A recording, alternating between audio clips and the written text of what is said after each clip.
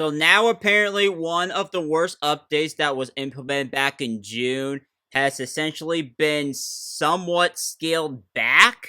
And you heard that correctly, because if you go to the highly engaged players in any of the games, after going to creations and then hitting this audience reach tab at the top, you will see this number. It was 500. Now it has been cut in half, and this was no accident. Matt Kaufman, of all people, who announced the update originally back in June, has said that they have in fact cut the highly engaged player requirement, which we still don't entirely know what it means other than being an active spender and active engager of the game. In fact, got cut in half, allowing more games to qualify. And there's, additional changes as well. So we got the definition of, again, highly engaged player being relaxed, which we barely even knew what it was, other than just being a spender on the platform recently. And 10 days after that, the maintenance bar got reduced to 25, which is, great. So these three combined, they're good updates, don't get me wrong, to undo some of the worst parts of the update back in June. However, I believe there is still room for improvement, believe it or not. I do not like the age checks whatsoever. Absolutely privacy invasive. Like, your face, it's a part of who you are. And your ID, it just has all kinds of information. And if that gets out there, that's done. You can't unleak it. So yeah, what more can I say? And if we check the reactions of the folks on Twitter, it is basically positive, while also needing to emphasize on, well, more improvements. Like, I'm glad that the threshold is now cut in half, but I'm still a little irritated that I have to scan my face just to even work on a game. Like, I'll probably use my ID if I am already famous, but I'm not doing it just to do it. No. Just no. I mean, like, what are we genuinely doing? Alright, so, again, here's the part that, ended up being changed after someone at Roblox apparently looked at Air 31's post here. Which, it's good that Roblox actually is listening to him at least. So we have someone to try and give suggestions to, and have Roblox probably try to listen to them and take feedback. And for all the people who's saying that you're too broke and you'll never go viral anyway, with the most snarkiest response ever, despite probably not making a single game in their entire lives, why do you care? Who are you to say this kind of BS anyway? I don't know, that's just me. But anyways, this is a good update from June at least, because yeah, it was bad in June. And speaking of bad updates, we got another one, believe it or not, with that affecting the creator store, which is the asset library, whatever the heck you want to call it, affecting like models and stuff. And the new criteria, per se. The first thing is, yeah, passing a flipping age check. Age verification striking again. Like, what are we doing? Like, I understand, like, the good standing and stuff. 2 days old. And then, in addition, two-step I honestly think that two-step verification should have been used for, I don't know, putting stuff on sale, unless that is somehow too easy.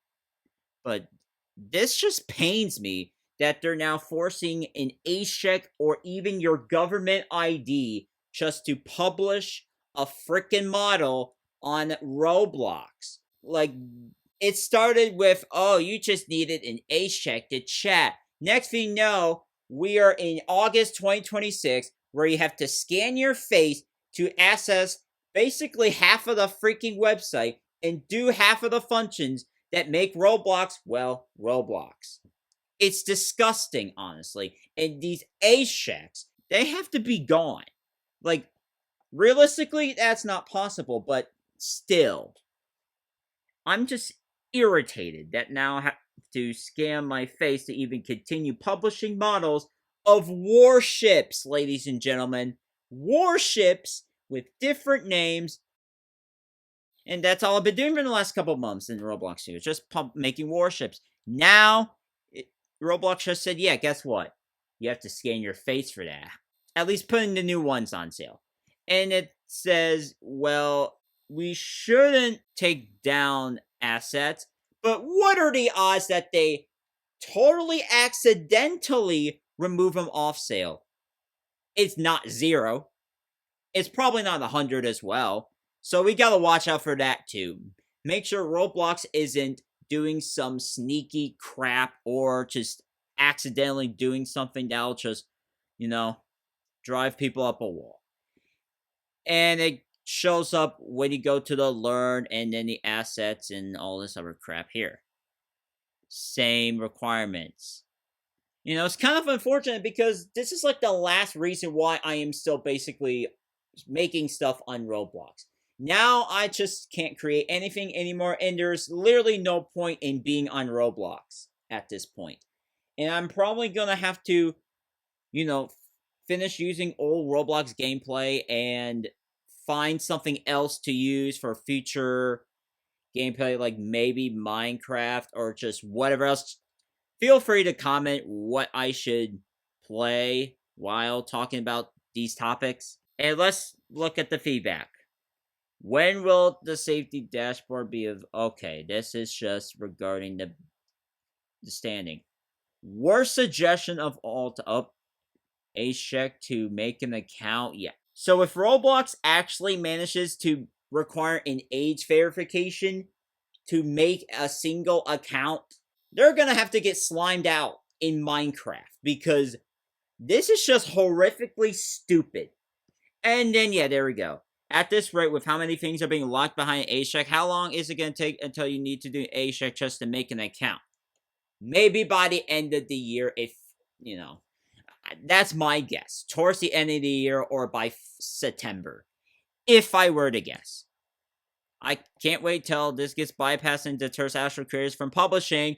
Like myself, I still make models without a proper age check because I don't want my face being stored by Persona. Are you kidding me? And to wrap this video up, we are going to talk about the Philippines versus Roblox again, primarily because a violent school event has popped up and it's been connected potentially to Roblox regarding influence. And this person, who is an official, is calling upon the Congress over there to help control and curb the use of first-person shooter games. Which I don't think that's the reason why he's being influenced, but you know what? It's like, if it's based off of tragic events, then yeah, that's a whole nother ordeal that needs to be taken out already, but they have brought up Australia as a good model for them to use to curb these kind of games.